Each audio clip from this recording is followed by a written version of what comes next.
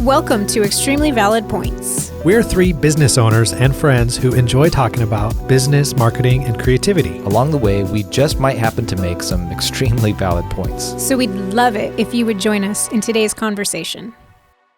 Hi, and welcome everybody. Thanks for joining us today. We're going to talk today a little bit about getting paid when you provide creative work. And I'm your co-host, Dave Wilkins. And I'm Nathan Sala. And I'm Jenny Sala. Welcome, guys. Yeah, thanks for joining us. So we all do creative work, and sometimes the intersection of art and commerce can be a little bit of a tricky one, right? Mm-hmm. So it's hard because a lot of times what we do, we feel it's fun. It can be perceived as just fun and good times and just sort of ethereal and out there, right? So how do we put a price tag on that, right? So how do we get paid so we can pay our bills and continue to do our work? I'd just like to explore that topic just a little bit today and how we're actually able to provide value for people and value for ourselves, right? For all three of us, I think at one point early on in our lives, we all kind of identified ourselves as artists. Yes. Like, this is who I am. I'm an artist. And then we had to struggle with this concept of, well, nobody's going to pay me for being an artist. I have to actually provide a service that the marketplace needs and wants, and then maybe somebody, hopefully, will pay me for it. And so I think this is a great topic, good idea. So let's dive in. Great. So why do you think it can be hard to sort of place a value on creative work? Well, when you're dealing with art is subjective, right? Right. You go to a museum, 50% of the people might love a piece, 50% of the people might hate a piece. And really there's no rhyme or reason. It's almost impossible to predict who's going to love what and who's going to want to look at that and who's going to hate it. Any piece, and the reasons are just so illogical. People like art for all the wrong reasons, and it all has to do with how it makes them feel usually. So, I mean, there's technical components to how something is painted and you can appreciate that. But a lot of time it's just like, I like this. I like this art. I would pay money to see this. I think it's hard to put a price on art and knowing how to charge for it because the value it's relative. And so, in our world, we take our artistic talents and try to turn them into a marketing tool or something that has a specific purpose and a function. And so I think often when, in terms of us doing the kind of work we do, we consider the amount of time that we put into the work. We consider the value that the finished piece of work will have and the return on investment that finished piece of work will have. And I think those are three things that we often look at when trying to figure out how to price something. Yeah, I think you guys really hit on something good here, and the fact that it is a subjective outcome, right? When you were creating creative work, it's a little less tangible sometimes than to be able to say like, oh, well, I produced this widget for you, or I came up with this. I mean, we have concrete things, a video, a website, et cetera. But as far as the creative portion of it, how well it's designed or how well we, create the right feeling in the video, sometimes that can be a subjective matter. We think, oh, we'd really nailed it. And the client may say, oh, I don't know if I feel this way. And who's right? And maybe you're both not right, So I think it's part of what we want to do is to be able to develop our voice and know who we are, like as we talked about in our last episode about branding and figuring out who we are and being that brand and reliably and repeatably having a character that defines us, right? But then also being able to align with the right brands so that we can put their voice on display, right? So I think that's our goal, right? Yeah, and when you compare, say, a marketing video that you're creating for a client, Dave, versus like a piece of art, Nathan, like you were talking about in a museum, It's really they're two very different mediums, but also two different types of art. And that piece in a museum is worth basically whatever people are willing to pay for it. Right. And so that could make some art worthless and some art worth millions and millions of dollars, because it's really, that's the value, is what are people willing to pay for it. And most things, in the creative, not just in the creative world, but in general, supply and demand, in business, that is how things are priced, is what are people willing to pay for it and what is the perceived value. So that can be hard when people don't understand the value and the cost of what's required to put into things. Right. So like because you can't just say, well, the sum of all of the parts, the value is equal to, if you take the cost of the canvas, you take the cost of the paint and the pigment, all these ingredients that go into making the final product. Mm-hmm. And then you could say, well, okay. And then the average artist gets paid, $55 an hour, and they took them, 100 hours to paint this to that way. So therefore this piece of art is worth, X dollars, So Right. you could value it that way. But nobody does that. Nobody thinks of art like that. A lot of times we kind of price that way when we do things, but I think there's so many other factors that go into it. Like, how many books have I read? Mm-hmm. To how many hours have I devoted to improving my craft? Who did I train with? Who did I study with? What aspects of my knowledge do I possess that nobody else has because, they just haven't experienced that or gone through some of the failures that I've gone through. All these different intangible things kind of go into it too. Right. Certainly the raw talent that you have, not just raw talent, but the experience combined with your talent, because 1 hour of you working on a project versus 1 hour of a intern or someone straight out of college working on a project is going to look very different, what results you would get. True. Exactly.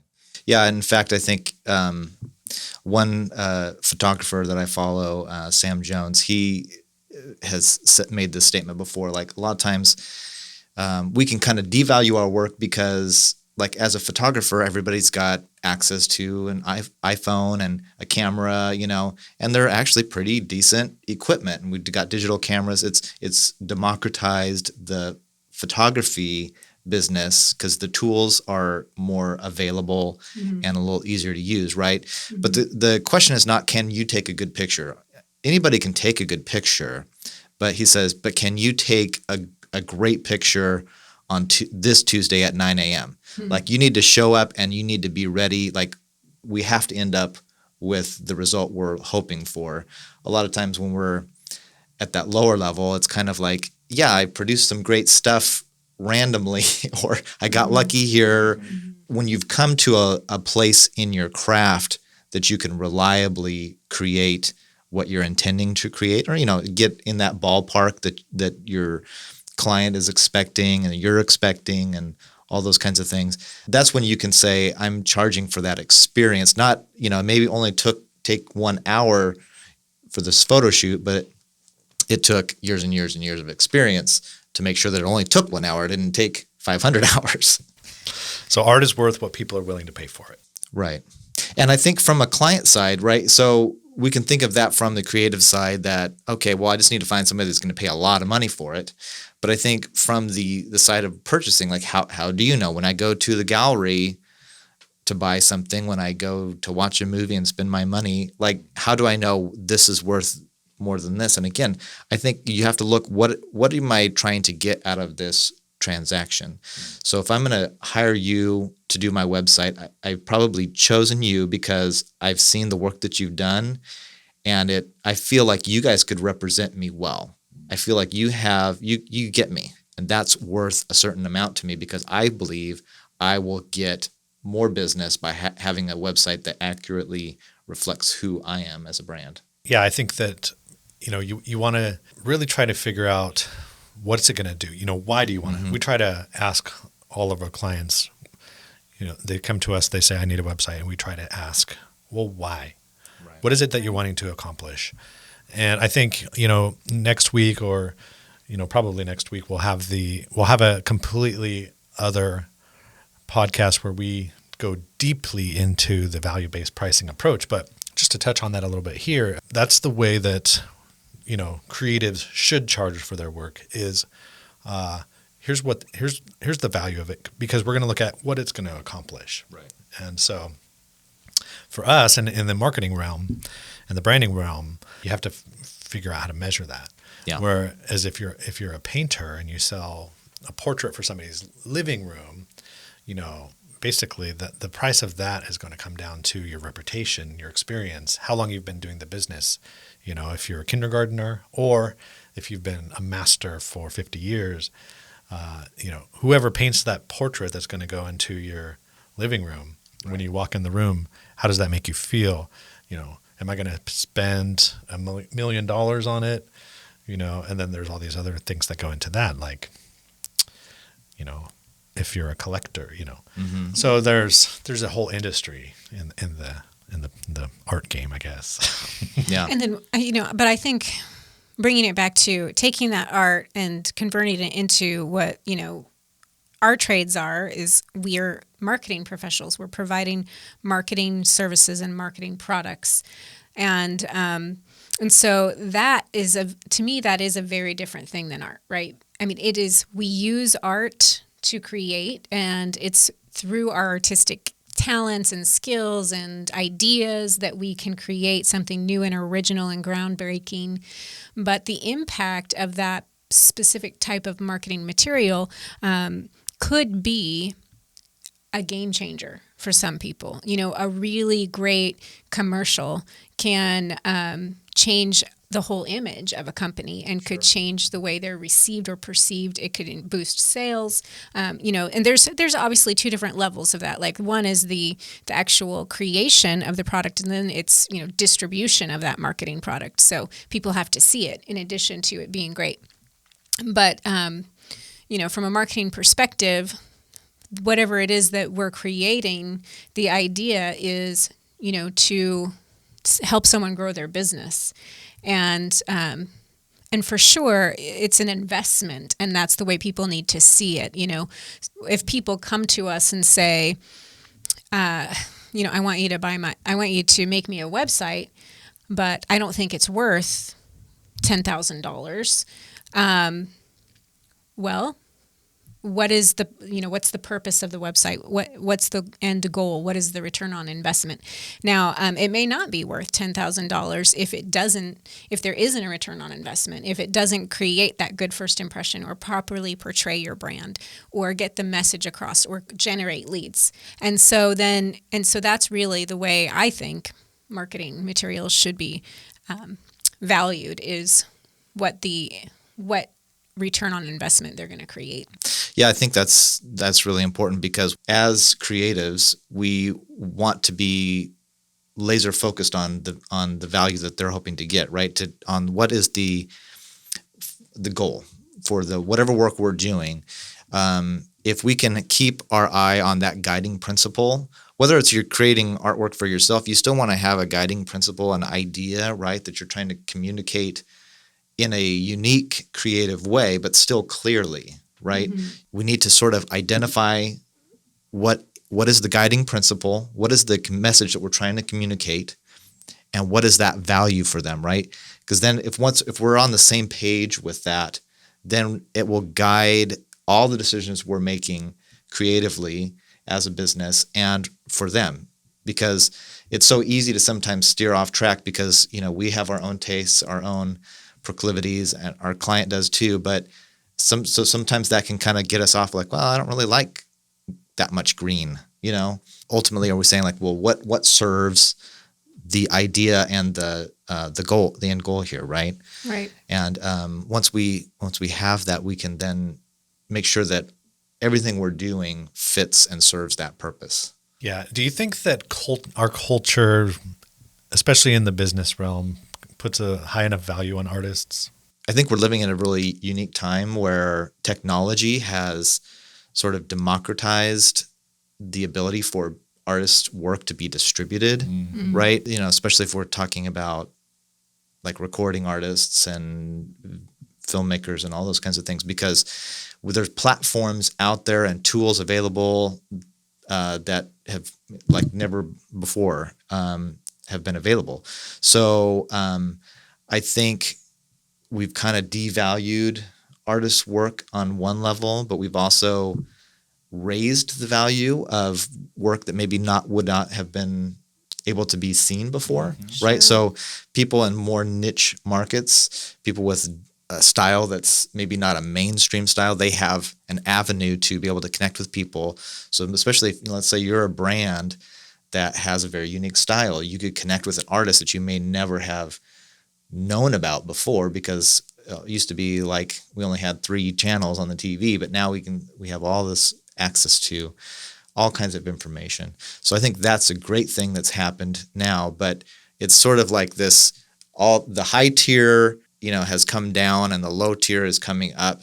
And eventually I think we're going to find a place where we can begin to, hopefully kind of find an equilibrium, I suppose. Sure.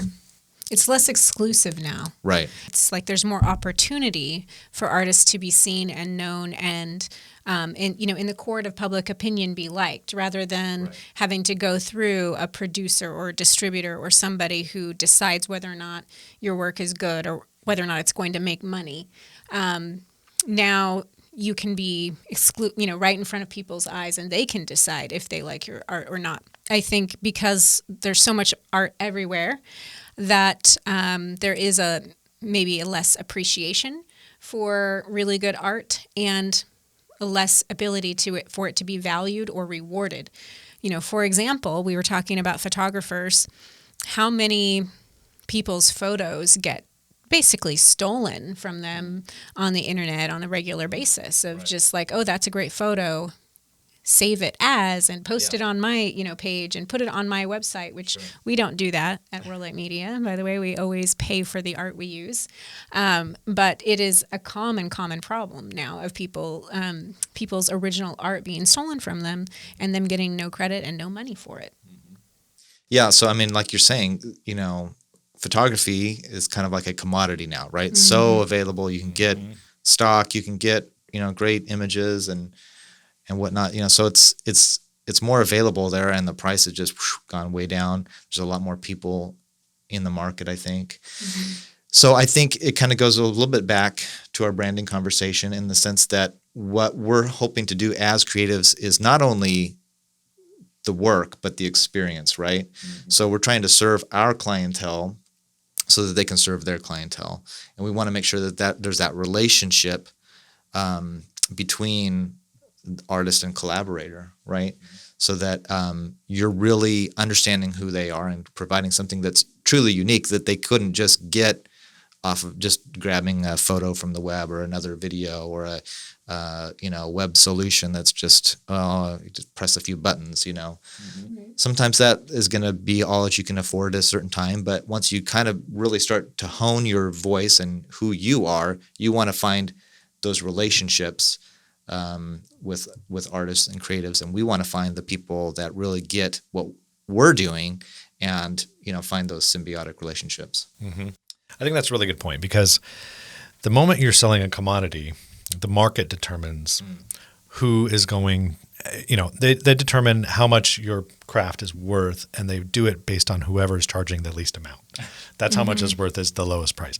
And so, for us, if we're selling websites, or if you're selling a video, or if the photographer is selling a commoditized product that's available everywhere and anybody can do it, the only way to get out of that trap and get paid a fair value for what you're doing is to position yourself, like with branding, to say, well, I'm not just providing a commodity. I'm providing an experience, like you just said. I'm not just building you a website. I'm giving you the power to grow your business. I'm giving you the power to achieve goals that you couldn't do on your own. And if you're looking for the lowest price, great. that's not what we do. There's lots of people out there that will give you a lower price, or we'll work for that. But, sometimes you just have to say, as an artist, I understand. And, you have to be okay with saying no to a client and turning away business, which, as we all have heard the term growing up, the term starving artist. That's why especially when we first started out, we were just so eager to, okay, I'll do it for that price because I need to pay my bills and I need money. And because I just want an opportunity. When you're first starting out, you'll do anything to be able to put something on your resume. Yeah, and at the end of the day, we love what we do so much. We would do it for free because it's just fun. We're it's like play for us. So, we kind of feel guilty charging people money. Like, you're going to pay me for this? This is just fun. But, so there's all these different values that go into it.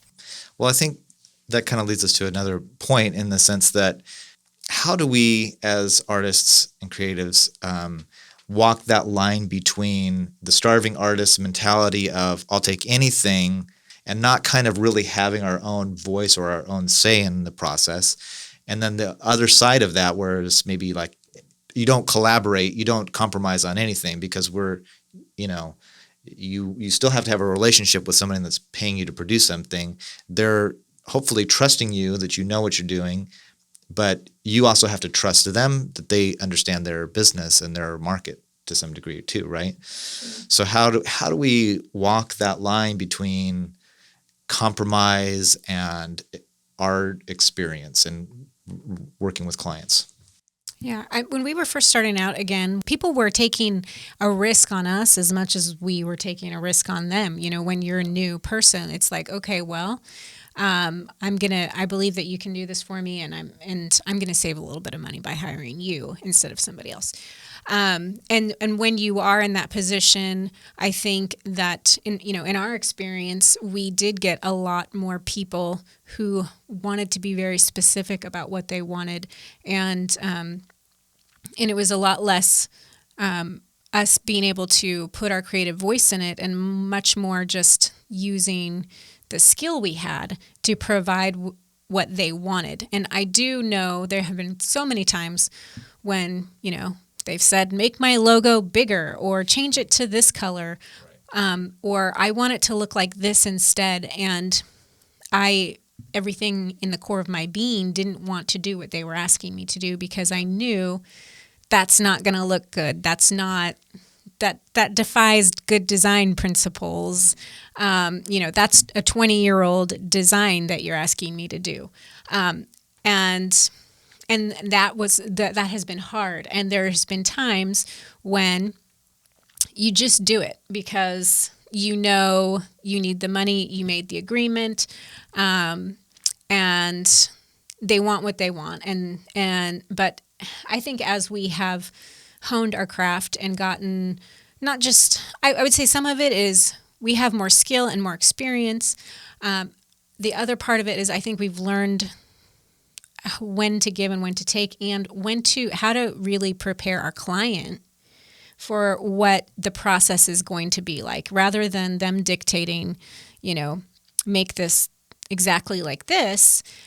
We go into the client relationship with the understanding that we're experts. And I think too, when you're charging more, then there's already an expectation from most people that you're an expert. Right. And when people are willing to pay more for your service, it's because they understand that you have an ability to do something they don't, and that you have an eye and a talent and a creative skill that they don't have. And that's when I think people begin to actually value what your creative abilities are, and to give you more freedoms in that. They expect that. Yeah. I think there's the two phases. When you start out, you kind of I don't know if there's any way out of that phase where you just got to, take it. Yeah, right. But then when you get to the point where you have that experience, you know what you're doing, you can command the price that you're worth, and you know the best way to use your talent to help the most people in the best possible way. And so you're no longer producing a commodity. You are producing something that's going to be of value to your clients. And so, depending on what your medium is, it's different for, websites, film, painters, this and that. But, because I think as an artist, we all kind of have this, we have our own voice. We have a part of our talent that we think needs to be out there. Like, this needs to be heard. And I think that's part of what drives us to want to create is that voice. And so, but so a lot of times you have to kind of navigate, how do I get to a place where people will pay for that, Sure. So I can make a living doing this. I remember I was driving my daughter to school the other day, and our daughter. For some reason, I started thinking about her report card and her grades, and she didn't get the best grades in, math, but she's always, just like I was, always got an A in art or any creative thing. I was like, and I didn't feel like. I felt kind of like, oh yeah, it's easy to get an A in art, because I love it, and it's it almost doesn't count, Right. So I wasn't taught to like value and appreciate that, and so I was just trying to encourage her, like and I was remembering all of the things people used to say to me about art that I had kind of remembered over the years. And one of the things a teacher had said to me one time was that, people will pay to go to a museum and look at a painting is because artists have a perspective that most people don't have. They can see the world in a different way than everybody else. And so that's kind of why. And so I told my daughter, I was like, the world needs artists. The world needs what you have. And I was just trying to encourage her, like, there's nothing wrong with if you want to paint, don't feel bad if you're not the best mathematician in the world. There's kids that's their talent. That's their gift is like they're great with math or whatever. Not that our daughter's bad at math. I'm just saying, as an example, she has definite talent with art. And so we just, we want to do our part to fuel that, to feed that, and to nurture that as best as to recognize the value in that type of gifting. Yeah. Where maybe other people don't always value it.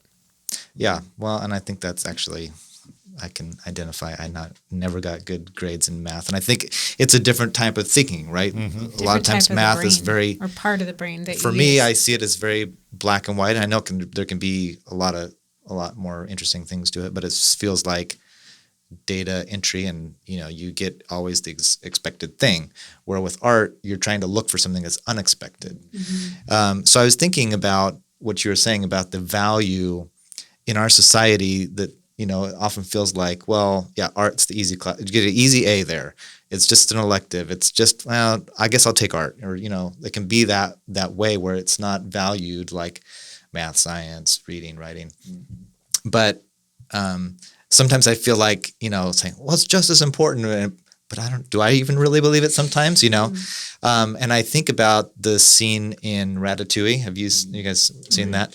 Where Anton Ego, the critic, comes to this restaurant that's getting all the popularity, and then, the waiter asks, well, what would you like off of our menu? And he says, I would like a fresh plate of perspective. Right? And they're kind of like, what are you talking about?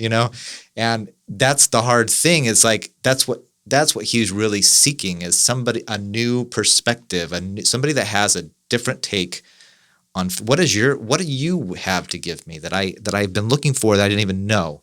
That's a hard thing to do, because he's not just saying, I'm going to order ratatouille or the filet mignon or whatever. You're having to then engage in what is this, and really in that moment, the chef has in mind, what can I do to take this guy back to a place where he strip away all the pretension and get back to that first thing of when I fell in love with the art of culinary, food making. And he was able to see into this person's soul and give them that experience that was a new perspective. It was a fresh perspective for him, right? And so that's when we can do that and provide that experience, we can realize, oh, there is a value to that. We feel it. We're rewarded because we help someone achieve something, right? And so we want to try to be able to make those relationships work for both of us. Something that's going to provide the value and for what they're paid, that they're looking for, and we're going to be able to continue to do what we do, right? Mm-hmm. Well, to go back to your original question, which was, how do you the balance of allowing your clients to give you feedback and to say, no, I don't like that, or do it like this. But then also compromising. So we've been talking about, us wanting to kind of assert ourselves and be valued as artists and for our perspective. But then there is, I would say, definitely a time when, and for us in our creative process, when we meet with clients, we do this first, and that is, we call it the information gathering phase, right, where it's our job to educate ourselves as much as we can about this particular client, their industry, their target market, their goals, and to really learn and take in all that information without, we don't want to ever presume or assume that we know what they need or what people want to hear until we've gotten all that information. And I would say that it would be really pretentious and very self-centered of us to not listen to our clients when they have feedback. And I think it's smart to know when to push back and when not to.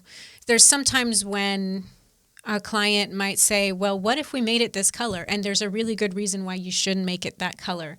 And that's when it's our duty and our responsibility to say, look, this color invokes this type of feeling, and too much of that might make, it's hard on the eyes. And, sometimes there's just basic things that we know that other people don't know, not having that knowledge. But then there's going to be times when they know things we don't. And where they might say, you picked this particular photo. I was just remembering this a while back. We were doing, this was a long time ago, a website for a siding company. And we had grabbed some stock photos that we thought looked really good of a home with siding on it. And they came to us and they said, this photo is not going to work. And I was like, oh, well, why not? And they said, well, this particular type of siding in this photo is really horrible siding that there's been lawsuits against it and it's failed, and we don't put this type of siding on our homes. And, when I was looking at it, I was looking for a really beautiful home that with good curb appeal that says, hire us, we're going to make your house look nice and gorgeous. And that's what I was going for. But he had the level of understanding about the particular product that I didn't. Right. And so, of course, we changed that photo. But I think that's a really good example of give and take and respecting your client's understanding of their particular trade market and and expecting them to have a mutual respect for your skill, right, and levels of knowledge. Good point.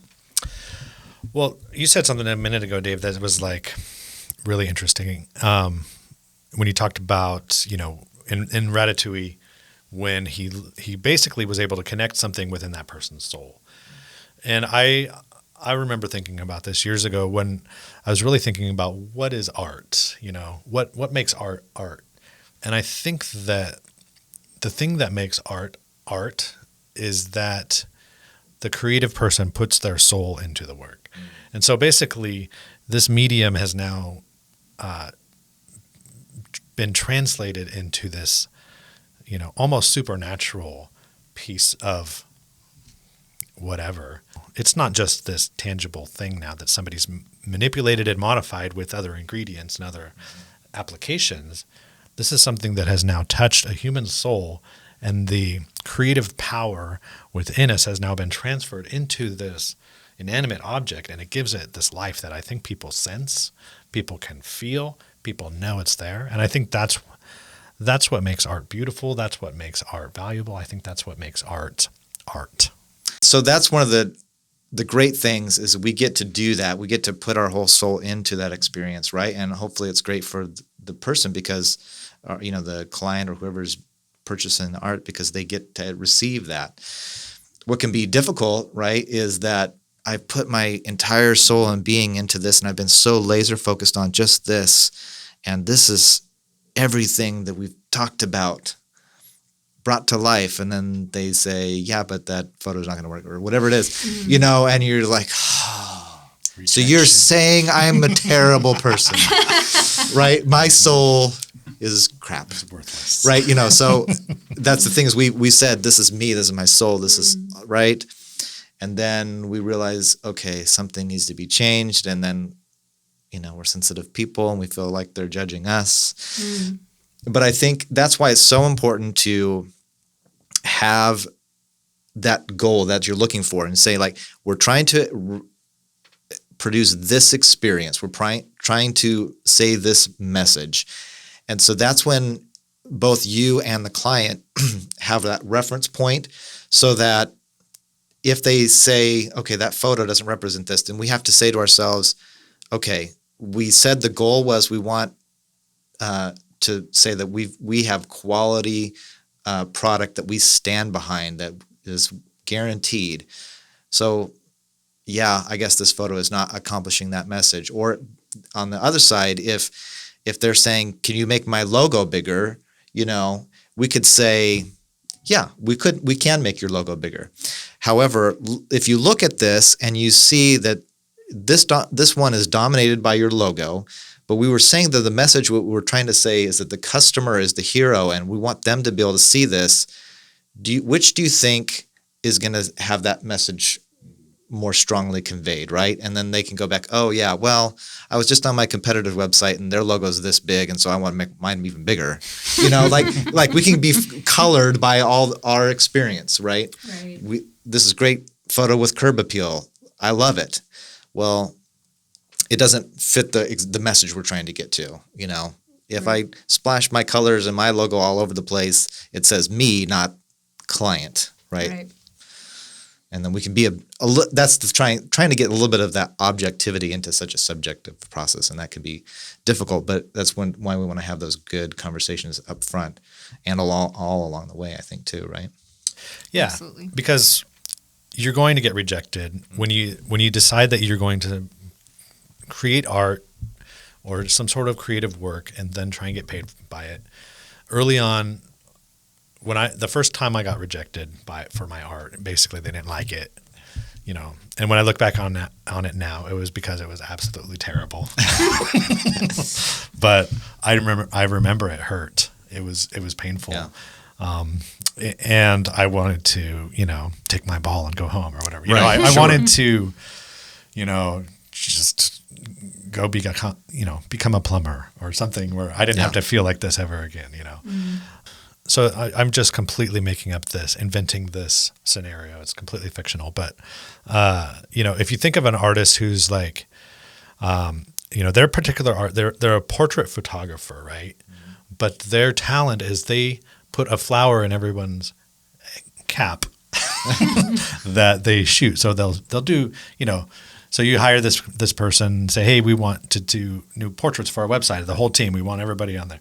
And he's like, well, you have to wear this hat and I'm going to put this flower. And this artist had this remarkable gift of being able to choose just the right flower that perfectly matched your personality. Like, this is such a unique and rare talent, but nobody appreciates it, especially his clients. They're like, I'm not wearing that hat. I don't want any flower. It doesn't make sense.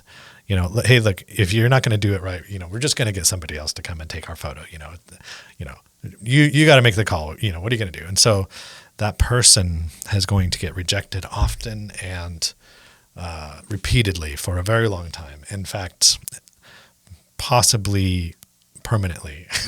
But if you think about it, if this person perseveres and keeps going forward and never quits, eventually they will reach a point in their career where the most famous people in the world travel across the world to go to this artist's studio because I need to get my picture taken because I want to see what kind of flower this artist picks for me. I want to see, how this artist sees what kind of flower I am. You know what I mean? It's like this, all of a sudden, your value is at the peak. And, I think that happens because if you have this talent and if you persevere for long enough and hard enough, I think eventually the world will appreciate it. Or, I don't know, maybe there's a part of me that hopes that that's true. I love that analogy, Nathan. And I do think that even that artist who's with their photography and their flowers, having that skill and that unique perspective that they have, I think that there's a time and a place for it to be valued. And then along the way, that artist also has a lot to learn from his subjects and from his clients and the people who are hiring him. And from his failures, yeah. Absolutely. And I think that that's the balance, right? Is we want people to respect our talent and our creative perspective. We also have to respect and honor what other people bring to us and what we can learn from them and how we can grow. Sometimes in adversity, sometimes through rejection, and sometimes just with creative suggestions and new perspectives. Yeah. That's great. So what's something that inspired you this week? This morning, I heard a quote from an unknown person that said, whenever you feel like you haven't gone far enough in life, it's a good idea to stop and look back and see how far you've really gone. That's good. Yeah, that's. I love Unknown. His quotes are the best. Yeah. I mean, he's not as good as Anonymous. Anonymous is a little bit better. What? Yeah. But it's a good point, because I think there's a lot of times in my career where I may be frustrated because I feel like I want to be here or this level or producing this kind of work. But then I'll go back and look over the things that I have been able to work on and remember, like, oh, actually, it's not as bad as I thought it was. Kind of a big deal. Well, I mean, no, I mean, it's just like, it's when you're in the process, you have all the stuff that you know about, right? The problems that you've had to overcome, the compromises that you made, or whatever it is. But once you sometimes it takes a year or two, you step back and you don't see all the little things that frustrations you might have had or any of those things. You just see the work for what it is. And then you can, I think, sometimes appreciate it better. I have a feeling that my life will always kind of feel that way, and in our minds, sometimes we just have these idealistic outlooks on where we're going to end up in life. And I think they start early on when we're in junior high and high school. When I grow up, I'll be like this. And when I'm this age, I'm going to have this and that. And it's so good to have those things that you're moving towards and have goals and objectives and to dream big. I think we should always dream big, because sometimes we're only limited by our ability to, by what we think we can do. Those most of the time our own limitations. But I think too that, that living in the broken world we live in, with all its ups and downs, things are never going to go perfectly the way we anticipate or hope they will. But sometimes the ways that we grow the most are those unexpected turns and those difficult pitfalls that it's the failures that can really cause us to grow and learn the most and build so much character in our lives as well, build relationships. Yeah. It's good. It's good. Well, thank you guys for tuning in. Thanks so much. Thanks, everyone. Thanks. Thanks for spending time with us at the Extremely Valid Points podcast. To learn more about this episode, see our show notes at extremelyvalidpoints.com. Be sure and subscribe to our podcast on Spotify, Apple Podcasts, or wherever you download your podcasts. Join us on Facebook at facebook.com/extremelyvalid. Subscribe to our YouTube channel and follow us on Instagram at EVP_podcast. Thanks again, and we'll see you next time with some extremely valid points.